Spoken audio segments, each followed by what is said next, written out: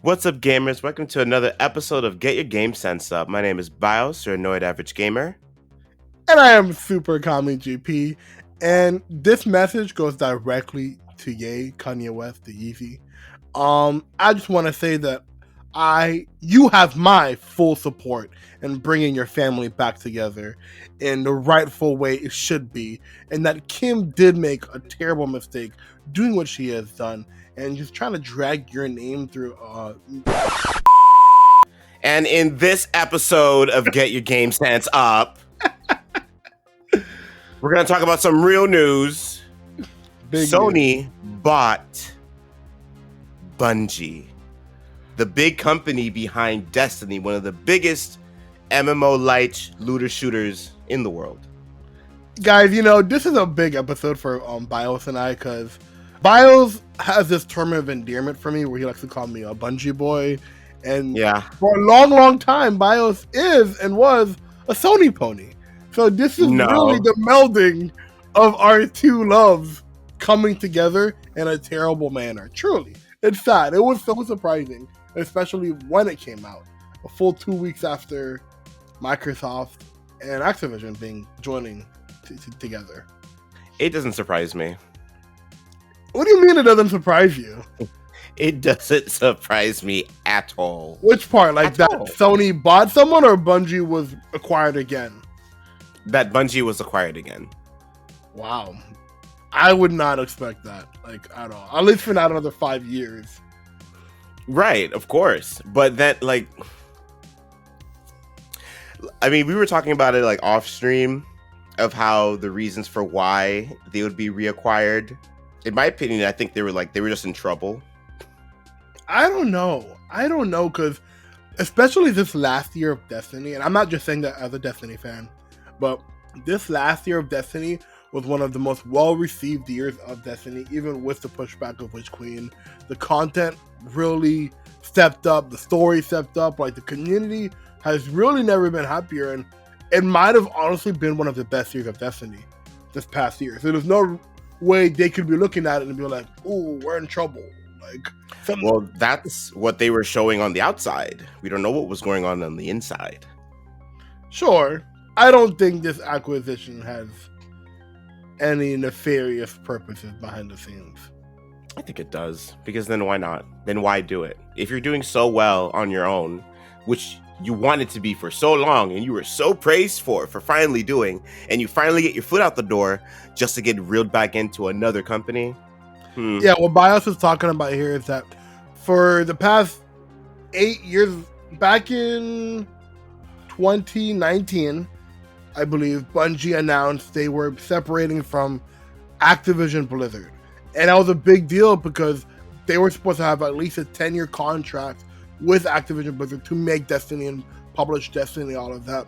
And when Bungie decided to leave, they got to keep the rights of Destiny, and they were going to be their own new big studio. And the talk was they were going to be a new type of Blizzard or Bethesda. Again, this is all before all these acquisitions took place. So we thought Bungie would become their own platform to an extent with a bunch of different IPs. And then literally 2 years later, they're being purchased by Sony. It's like, why step back? You wanted your own vision, but we have no reason to believe what they wanted to do when they left Activision won't still happen with Sony. What they wanted, keeping things in their own vision. Yeah, exactly. They won't be. I don't think Sony's gonna push them to you need to release a day content by this date kind of stuff. Because remember, Activision was very big about every 3 months there needs to be a DLC, and every 2 years a new Destiny needs to be out kind of thing. Remember, Activision was really big on the sequels, as you can see with Call of Duty and stuff. Yes. Yeah. I don't see Sony pushing them to do anything. I guess that we can kind of segue that into what is actually going to happen to Destiny and what will be available to Xbox, PlayStation, and PC players. For what they've said, that they're not going to be changing anything. But of course, and as history shows, we have to take everything with a nice big fat grain of salt, because they may say that 1 year, the next year everything could change. I think they'll be pretty good about it, but my only concern would be certain content being specific to PlayStation and not to other consoles. Like they'll have it like, oh yeah, everybody can play, but this gun is only available for PlayStation people and blah blah blah. Which, you know, is not out of the realm of possibility, because for a long time, for all of D1's life cycle and the first year, I think it was, for Destiny 2, that was the case. Activision had a big partnership with Sony, and Sony had a lot of exclusive stuff for Destiny. They had exclusive Crucible maps, exclusive strikes, they had exclusive armor sets and exotic weapons. So they've already announced that Witch Queen, which is coming out next week, February 22nd, that's not going to be the case. And of course it wasn't going to be the case because it's too last minute. But for next year, then for Lightfall, potentially, I could very much see Sony having an exclusive strike or two. But they said they're not taking this game away from other platforms, which I could not imagine them doing. You know, I mean, again, if we want to compare it to Microsoft didn't pull Elder Scrolls Online and like Fallout 76 from PlayStation. Yeah, but that's Microsoft. This is Sony. Yeah, but I mean, Sony's never been in a situation where they had an IP on different platforms and they pulled it off, and like an ongoing IP, and they pulled it off. So I'm happy they didn't do that. Since they are being, you know, Sony has acquired them and blah blah blah, and they're gonna get a lot more funding. Do you think that the payment model for how they monetize will change? No. Like currently they would have, like right now with the upcoming Witch King expansion, one of the incentives to pre-order and all that nonsense is that you'll be getting the dungeons. So I'll explain. So for this new year of Destiny, Bungie has a couple different like things on sale. You can buy Witch Queen, which is the expansion, by itself for $40. And then they have $80 edition, which is the expansion and all 4 seasons that will take place over the next 4 years, right?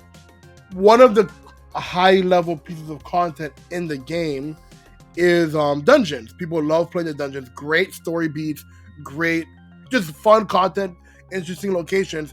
And they announced that the only way to get these dungeons, that are 2 new dungeons coming this year, would to be purchasing the $80 edition. You can't get it separately later on in the year, right? So someone like me who I've never pre-ordered something, I rarely pre-order, and I like to buy stuff as they come out because, you know, I want to spend my money how I would like to spend it. I was kind of forced to purchase the $80 edition because I want that content. And if you're asking, do I think that will change? No, I don't think that will change. I do think Sony was looking at Bungie. They were seeing how much money they're making, because Bungie's making money. They're before this again, which I don't believe this could have been under any nefarious reasons. Bungie was expanding. They're developing 2 other games right now, and they're hiring like crazy. They're building new locations, and they're growing. Bungie has been growing over the past 2 years since they left Activision, and all of that is possible because of Destiny, right? They have made some partnership with another company. I think it was NetEase, for like $10 million to make some other game, but their core game will always be Destiny. That is their moneymaker. So, and Destiny is not in any trouble at all. You can look at Steam charts. If you could find the Xbox and PlayStation numbers, they're getting players constantly, even though the season's 4 months old and there was no new content, right? They still regularly have like 300,000 people playing at any time. So I don't think anything will change with their monetization. I don't think Sony's like, oh yeah, we're gonna buy you so you can make less money. Nah, like we want a piece of everything they're making. Sony's getting to an extent, you know. So I don't think anything will change. If anything, it could get more intense, but we'll see. I don't know. More monetization. Anyways, but then once again, it begs the question, like, why would they, if they're doing so well, why would they go back to being under someone else? Even with them having all the permission to their rights and blah blah blah, why would you go under someone else's roof? I don't know. Again, that I don't know, because I just went on a tangent saying that Bungie is making money, but maybe they just wanted a security blanket at the same time. You know, it's like, hey, we're doing fine, but we could do better, I guess. You know, doing better is just getting bigger, getting Yeah. better. I don't know, like, but I guess maybe if there's ever another COVID and a time when they're gonna have to push content back again and all that stuff, like they want to have a security blanket to hold their stuff together. I don't know. I honestly, I have no reason. I'm just talking. I don't know why they would do this. I mean, I guess then besides the negative of why, I guess the only positive is that since Sony is like really big in the in other forms of entertainment with movies and TV, they could be looking to do some sort of series, like bringing into the big screen, like the actual big screen. Yeah, yeah, that also has been in the conversation since they left Activision as well, that they wanted to make more, Destiny more of a platform for them to start having official books, for them to have animated projects or comics or TV shows, and of course with Sony, like they can make movies. So again, they want to make Destiny a bigger platform than it could be. So maybe Sony can help facilitate that, and I don't know. I mean, I feel like a good question to really think about is like, why is Sony wanting to buy Bungie? Not to why did Bungie go to Sony, but why did Sony approach them? That's pretty light on why as well, besides Bungie being with Sony now acquiring Bungie, they actually have a live service platform. Because their other platforms, like they didn't really have anything, I guess, besides Avengers. But no, but Avengers is that's by Square Enix, so it's not really owned by Sony. They're really well partnered, but not owned by them. So this would make them their first live service project, and instead of making one from the ground up and spending all that time, they just acquired something that's already there and already well known. And then I don't know. I don't really see the point. I don't know if it's because like, oh, everybody has one, we gotta have one too, or whatever. Like, yeah, they make a lot of money, but Sony was doing pretty well with their first party titles. Like, that's what everybody knows those PlayStation 4, and they always do really well, like phenomenally well, especially when they fund them and then let them do their own thing, and then they make good games, blah blah blah. So I don't really see much benefit besides of them having something they didn't already have by getting Destiny under their umbrella. Yeah, I did see a report saying that I think by 2026 or something like that, Sony wants to have 5 or 10 live service games out. Because like you said, Sony is very popular and very big for having their big single player titles, right? Like Horizon, like Spider-Man, like God of War, like Uncharted, like Ghost of Tsushima, like Ratchet and Clank, and Demon Souls, or whatever else I might be forgetting. So, but if you look at the other side, if we look at Xbox, right, they have Halo, they have Gears of War, they have Minecraft, they have State of Decay. They just bought Bethesda not too long ago. So they had Fallout, they had Elder Scrolls. Like, Xbox was really big on the live service model. Not so much on the single player, but live service, Xbox had it down. And then they just got Activision. So now they have Call of Duty, they have Overwatch, they have Diablo and Warcraft. So Xbox had live service down. And, as we know, these types of games are making money hand over foot. Right? So I agree. Like, Sony wasn't struggling with money. I mean, as a company, but PlayStation is fine, I guess. With their single player, so I guess they want a piece of that pie. So, like, we need our own live service. And since we know they will be developing, I don't remember the number exactly, so it's 5 live service games or 10 by 2026. But I would assume some of those games are going to be from the ground up, but maybe there might be more acquisitions of other live service games that are going on. So, to put them on their platform. Aside from, I guess, Destiny, I know Final Fantasy 14 isn't a Sony exclusive. I mean, it's not made by Sony, it's Square Enix, but it's only on PlayStation, right? So maybe they just want more of that on their platform. And hey, good for them. If it's gonna force them to make new, different, interesting games, good for them and good for the community. I don't really know if live service games is like the better for the community, but I guess it's just how it is right now. I mean, those are not going anywhere. Yeah, they're not going anywhere. But I think they could do better on how they go about it. Sure. Yeah, I'm not saying make another Anthem but in terms of the idea of like every 3 months there's new stuff and the persistent community and just people making money, purchasing things nonstop in your marketplace. Yeah, Sony wants some of it. So another thing that happened with this acquisition from Sony is that they bought the Bungie for about $3.5 billion. So then another portion of that was actually that's crazy for one studio, because even though Microsoft bought Bethesda for $7 billion, but that was like 10 studios, 11 studios. You know, Bungie's just Bungie. Bungie's just right? Bungie, yeah. Call of Duty, they bought this one for $70 billion, but they bought again another 10, 11 studios, and some of them were huge, like King, which is the mobile market. You know, Bungie is literally one studio, and like you're gonna discuss about that other separate part of that 3.5, but that still means they were purchased for like $2 billion, which is quite a lot. You know, it is a lot of money. Because Facebook bought Instagram for what, $1 billion? Did they? Yeah, I think it was $1 billion. Okay, so I guess, yeah.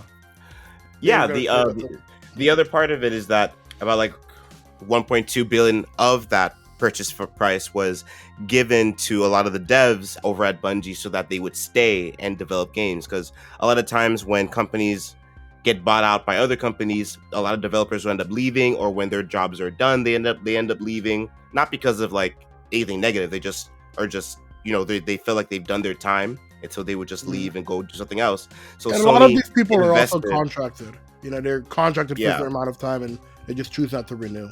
You know? Right. So this was a really big incentive for all those people to stay and continue developing and working on the game, which I think, now thinking about it now, actually like really saying it, is really, really good. Yeah. It's really good. Good for them, and it's good for the game. It's great for the people. I mean, of that 1.2 billion, I think they said of like Bungie had like 900 employees at the time. Everyone could walk away with $1 million if they like did But like obviously that's not the case. Like not everyone's gonna get the same amount, right? Because the higher ups will get the big chunks and bigger cuts and fees people how long you've been there. You know, like the guy who's been there for 2 weeks won't get the same amount who's been there for 18 years. You know, it'll go down, but everybody would get a good amount of money. Yeah, which is awesome. A company like, hey, here's just a bonus, just cause here's an extra $20,000, $5,000. Like that's crazy. If they utilize it well, because keeping all these people here, it keeps the vision for what they're working towards in Destiny longer. It keeps that same idea going much further. Because when you have a bunch of creative leads and a bunch of talented people just up and go, and then you have to replace them or train new people, the vision just changes dramatically. Especially when Bungie's trying to do these big overhauls every season. So hopefully this will continue to make the Destiny grow into the actual MMO that they keep saying it is, which is not. It's not there yet. Not there yet. Yeah, very soon. But hopefully this will help them get closer to that goal. At least for me, Bios, the biggest scary thought, we kind of alluded to it earlier, was when Sony bought this. Like Sony's very like anal about what's theirs is theirs.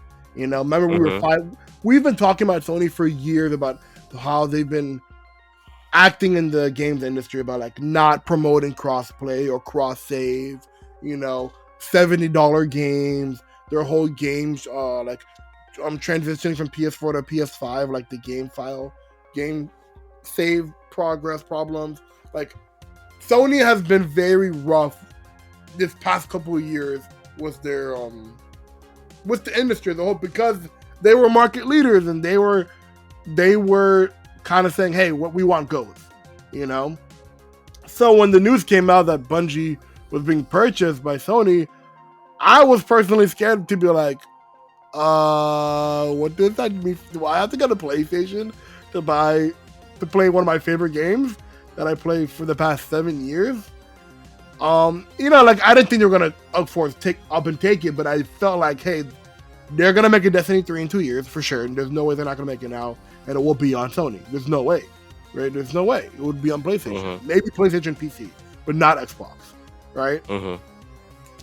But then that same day of the announcement, Bungie straight up said, hey, all of our current games are staying where they are, and all of our future games are going to be multi-platform, right? So I was like, wow, I was really shocked to see that, because I feel like they're really treating this like Minecraft treated Mojang when the people that make Minecraft. Xbox didn't take Minecraft over other platforms, and even when they started making new Minecraft content, like the Minecraft single player content, the story missions, they still put that on all platforms, So I'm like, hey, I guess Sony really just wants it to say Bungie by Sony or whatever. Like they just want the money. Like since they're not making it exclusive, they just want the money. And again, you did discuss that there will be exclusive strikes and crucible maps and weapons and stuff like that. That will most certainly almost happen, but I was really impressed that Sony wasn't like, and yup, this is now ours, because that's how they've been. The thing is with that, I'm not going to say really that I'm impressed or I'm happy or anything really positive towards that, because from what has been happening over the years and what keeps opening up about the gaming industry is that nothing is clear cut, no matter how much they make it seem like it is. So they can go out and be like, "Oh yeah, we're not gonna separate anything right now," because you always have to be watching them and be like, "Oh, is what you said gonna hold up in a year? Is what you said gonna hold up in 2 years?" So like you said, Sony is really they like to really have their hand in things. So we don't know how far the acquisition has gone, because Bungie has the official rights to that title of Destiny. So we don't know how far Sony really has. Like maybe that helps about keeping everything separate. But once again, it's like we won't see right now. We have to let more time go on to really see what happens. And that's the whole thing about keeping your games. So you have to be aware of these things turning wrong. So you have to be ready to hold these people accountable. So I guess give credit where credit's due, but not full credit. Oh my god, this guy. Yeah, it's be like, okay, you did something, but I'm still watching you. You're not off the hook. That type of stuff. If you had to make a guess, let's keep it with Sony and Microsoft, but who else do you think is on the shopping list? Like, who else is available? Who's available and who's available? Yeah. Square Enix is looking a little vulnerable right now. I'm not gonna lie. God. They're looking a little rough right now. Not gonna. They are. I think they're next. I think that I would say Square Enix could be very much next. Really? You think Sony will cop them? Because of the relationship that they have, I want to say yes, but then again, Square Enix did put Kingdom Hearts on Xbox. They put everything on Xbox. Everything. They put Kingdom Hearts, they put Avengers, they put Outriders, all of that stuff went straight to Game Pass. They put that. Remember that baseball game? I think that was no, never mind. That's not Square Enix. Sorry. Oh. But yeah, all their stuff, almost every Square Enix game, but like Tomb Raider, has been on Game Pass, which is crazy. So definitely them, and a close second would be the people who developed Dying Light. I would say that they're a close second. They're independent, right? Like they're independent. Yeah. I guess. I mean, they make. I don't know. I mean, they only make one game. They've only made 2 games. It's just Dying Light. But no, they made that. I forgot the name of the other title. They had two other games before the Dying Light series happened, but as their main game, yeah, it's Dying Light. But it's still like I feel like I don't know. I mean, you're right. I mean, I don't want to say the thing is small enough that they wouldn't purchase them, but I don't know. I mean, yeah, they could buy these people out. So, but who? Sony or Microsoft? Who would buy them? I would say most likely Sony. But if Sony takes too long, Microsoft is gonna snatch that thing right up. Yeah, They need the single player content. Mm-hmm. And especially like the way that I feel like maybe Sony was trying to get them ready to be the ones to do the live services, because like they kind of started doing a bunch of live service stuff out of nowhere. They have a live service mobile game, a battle royale game. They have the Marvel's Avengers, and then they have this other one that's coming out that is like a co-op hack and slash type of thing. It's also live service, gonna have a battle pass and all that stuff that's coming out this month. I want to say, I forget the name. But that one flopped in beta. Marvel's Avengers is flopping, and the mobile game is doing okay, but you know it's on mobile, so like it's not like the mainstream stuff. So what? It's true.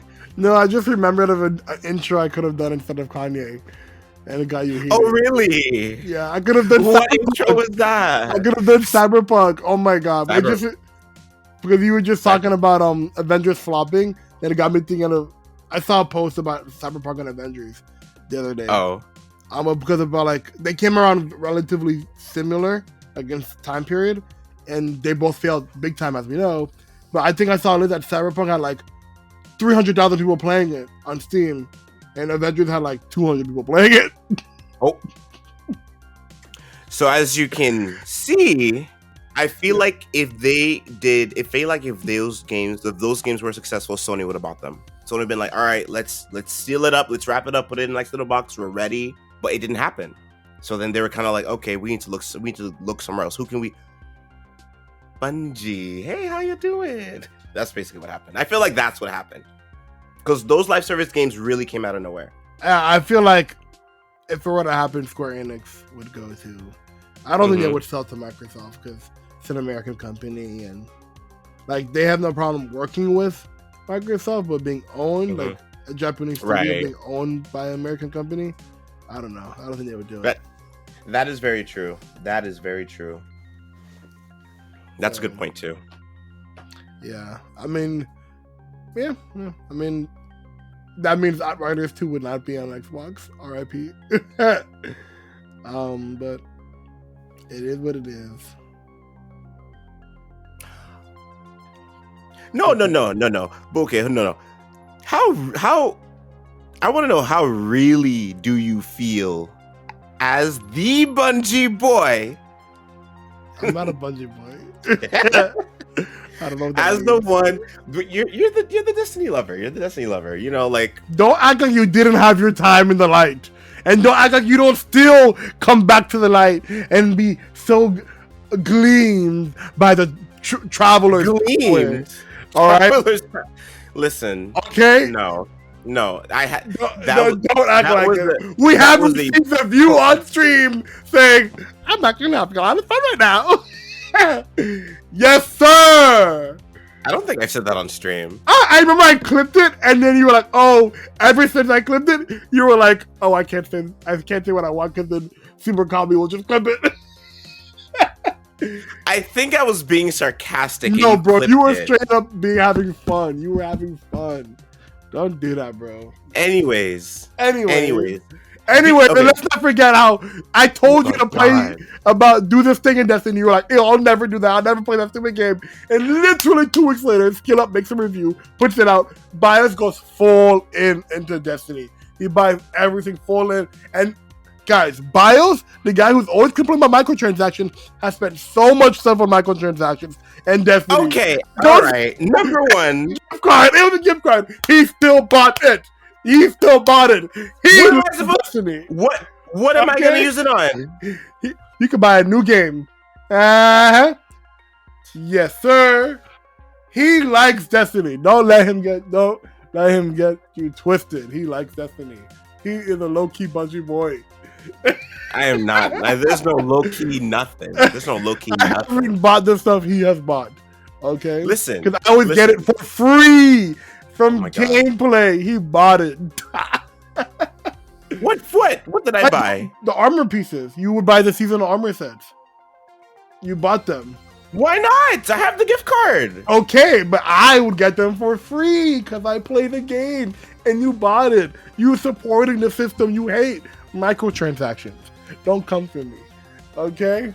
Anyways, just because I have my reservations does not mean I can have my moments to enjoy a game. But that doesn't change my reservations. I'm still waiting for Bungie to do what they need to do. They're taking too long. They're acting like...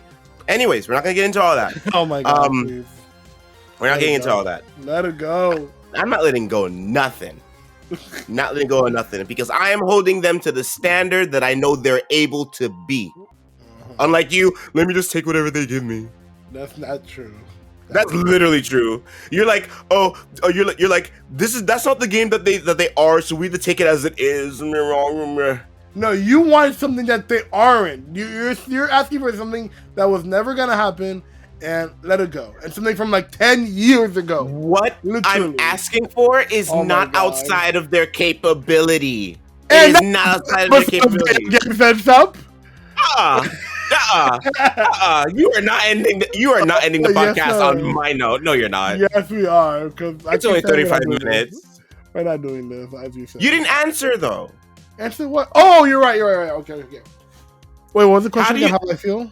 How do you really feel, especially when it comes to the future, about this title that you love so much under the Sony umbrella? Okay. Would you and also if it does end up changing, would you get a PlayStation? Yeah, I would get a PlayStation for Bungie. Honestly, like I played Destiny that much. I wouldn't buy a PlayStation for exclusive content. Like let's say it stays on Xbox, but PlayStation has an exclusive strike or whatever. I didn't buy a PlayStation back then in the PS4 era, or the beginning of the PS5. Oh yeah, all of PS4 era, I never bought a PlayStation, right? Even though they had exclusive content. But let's say D3 would have come out and it's only on PlayStation PC, I would buy a PlayStation. Yeah, I love the game. I do. I want to be an optimist. I want to take them for their word and say, they're saying it's not going to be exclusive and all that. So I'm going to believe them. And they're saying the game is still fully under their control. Sony's just publishing it, I guess. No, I think Bungie's still publishing it. Like, I don't even know what Sony is doing in this deal. They're just putting their name on it, to be honest. We won't see the actual terminology for another year or two. Yeah, exactly. But like, when it does come through, I think Sony is they're just cash to them. It's just extra cash, and to let the brand grow, like into books and TV. So Remember, I'm taking them as at their word. If that were to change, I'd be upset, but this is Sony we're talking about. These are the people that were charging companies for crossplay. Like, when that news came out, they were charging people for crossplay. That's crazy. I want to take them for their face value and say, hey, they're not trying to disrupt the games industry. They just want the extra cash. So, it's fine. But if it were to go down, I'd be upset, but I'd buy a PlayStation. And, I was already talking to you a couple weeks ago about getting a PlayStation 5 anyway. Like, I still want to play Spider-Man. I've still never played it. I want to play it. And I want to play Ghost. Those are my two top games I want to play. But, yeah. If that were to happen, I would make it my life mission to get a PS5. Like, if I don't have one before then, I would get PS5 immediately to play Destiny. Because I love it. And also, viewers and listeners, do not do what he's doing about being optimistic about what other people are saying. Don't do that. Keep your heart closed. Keep your eyes open. Keep your game sense up. Love, all right? You gotta love. Keep your heart open. You never know where you're gonna find it. All right? Don't get duped. Trust me. Trust me. Goodness. Alrighty, guys, that was this episode of Get Your Game Sense Up. Let us know down in the comments about what you guys think about this acquisition of Sony buying Bungie and the Destiny franchise. And Super, let them know where they can hear us. Hey, guys, we are available everywhere podcasts are available, including Apple Podcasts, iHeartRadio, Spotify, and Amazon. And always check us out on we're on Amazon. Yeah, Amazon has their own music streaming service, and we're on it.